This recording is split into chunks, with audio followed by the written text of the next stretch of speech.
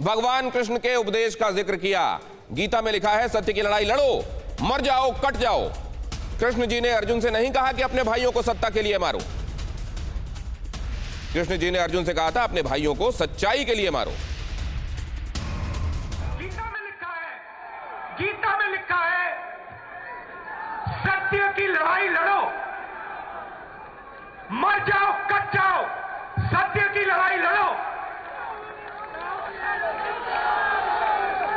गीता में कृष्ण जी ने अर्जुन से यह नहीं कहा कि अपने भाइयों को सत्ता के लिए मारो।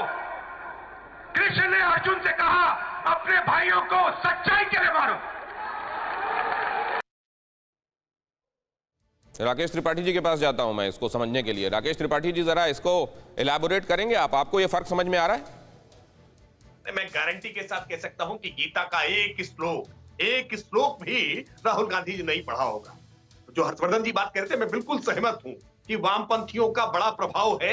ये स्क्रिप्टेड भाषण है और स्क्रिप्टेड भाषण में इतना विरोधाभास है, ये अपने आप को एक्सप्लेन नहीं कर पा रहे। वास्तविकता में जो बात को अभी संगीत रागी जी कह रहे थे कि मिश्रित है, ये इसी तरह से इनकी बुद्धि विस्तृत हो गई है। ये तय नहीं कर पा रहे हैं कि हमको कितना अपमान करना है। लेकिन अभी ये टॉपिक स्पेसिफिक पे रहते हैं ना। ये जो मैंने बाइट अभी आपको सुनाई उसमें वो ये कह रहे हैं कि कृष्ण जी ने अर्जुन से ये कहा था कि इनसे लड़ाई लड़ो, ये भले ही तुम्हारे भ्राता हैं, बंधु हैं, बांधव हैं, लेकिन धनुष को रखो मत, गांडी उठाओ। वो इसलिए उठाओ क्योंकि धर्म की ध्वजा फहराती रहे, तुमको धर्म की लड़ाई लड़ना है। ये नहीं कहा था कि भाई बंधुओं को मार दो क्योंकि भाई बंधु मारे जाने के लायक होते हैं। तो ये सही बात तो कही उन्होंने। तो किसने कहा है कि भाई बंधु को मारने की बात कही जा रही है? किसने भाई बंधु को मारने की बात कही है? भाई इस बात का चुनावी रैली में उल्लेख क्यों हो रहा है? ये बात स्पष्ट होनी चाहिए ना। राहुल गांधी को एक्सप्लेन करना चाहिए कि आज वो गीता की ये व्याख्या आज चुनावी रैली में क्यों करने का काम कर रहे हैं। आलोक जी बताइए। के बीच में देखिए, मुझे लगता है कि जब से 2014 से लेकर इनकी ठीक है राकेश जी, आता हूं आपके पास। नकली हिंदुत्ववादियों की और कपटी राष्ट्रवादियों की इन्होंने लड़ाया ही तो है। कहीं जाट को गुर्जर से, कहीं जाट को नॉन जाट से, कहीं मीणे को जाट से, कहीं हिंदू को मुसलमान से। अरे चीन घुस के बैठा है, उससे लड़ दो भाई। आप लोगों की आदत है, फितरत है, डिवाइड एंड रूल, और ये अंग्रेजों से आपने सीखा है और बिल्कुल निपुण है, आप पारंगत हैं इसके अंदर।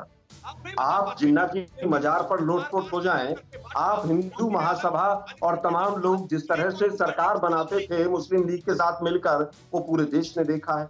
नहीं देखा है क्या?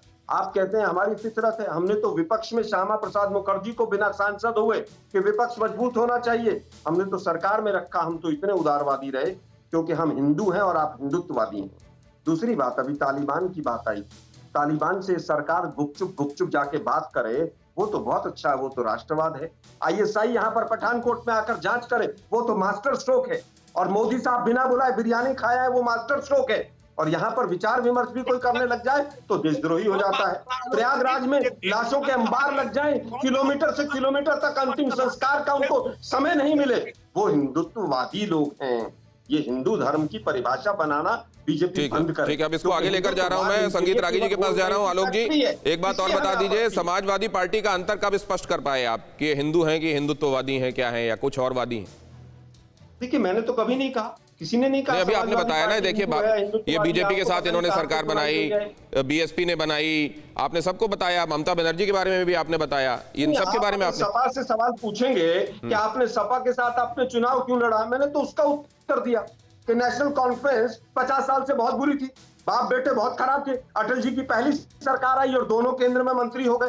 पहली बार आपने मोदी साहब का सुना होगा कि वहां पर जाकर कह रहे थे बाप और बेटी सबसे ज्यादा भ्रष्टाचारी है, और उसके बाद जब सरकार बनाने का समय आया तो मुख्यमंत्री बना दिया। राजनीति के कमरे में आने के पहले तक ये बातें लागू होती हैं, अंदर आने के बाद जैसे ही कदम रखे जाते हैं ये बातें बाहर ही छोड़ दी जाती हैं। कुल मिलाकर ये समझा जाए, कोरोना धर्म नहीं देखता, जात नहीं देखता, अमीर गरीब ऊंच नीच नहीं देखता। कोरोना सिर्फ मौका देखता है, लेकिन आप उसे मौका मत दीजिए।